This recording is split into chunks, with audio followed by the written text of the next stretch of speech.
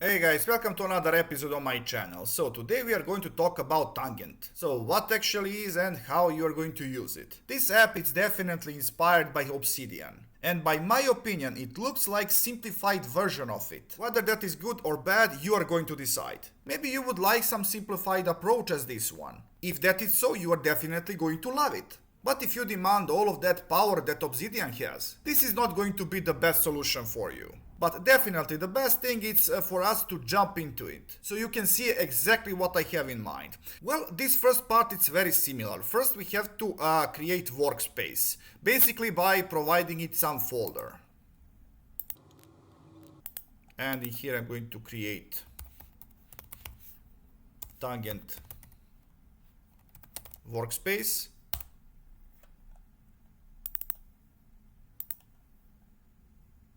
Alright, first part is done. Now on the left we have files and folders, and I'm just going to create my first node. And my first node is going to be KS Tech. And now I'm going to write something that KS has to offer. But now I would like to create one more node where I'm going to talk more about Android programming. And I'm going to wrap this text with angle brackets for it. And by the way, Tangent also supports Markdown. And if you want to learn how to write Markdown, you have an entire episode about that subject on my channel. So taking in mind that we can use Markdown, I am going to jump into this line again, and I'm going to provide two pound signs with space, and we have bigger font. Another line, R programming. ESP32, and one more, AI. And now if I create one more node and if I call it AI, now with AI I'm going to add one more subdivision. Also it's going to be link. Alright.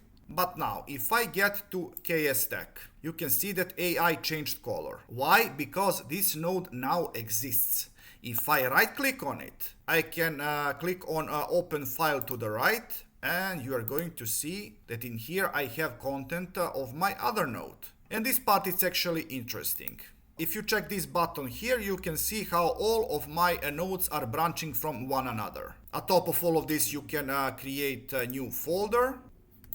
You can put all of this into new folder, and still it's going to work. Now we have new folder, KS Tech, and branches of nodes. If you check this gear on the top right corner, you're going to see that we have tons of different settings for our nodes, like appearances, attachments. You can change creation rules, you can have custom styles, and many other things. And yet this is far too simple in regards of what Obsidian has to offer. But once again, if you prefer simplicity, this is definitely way to go.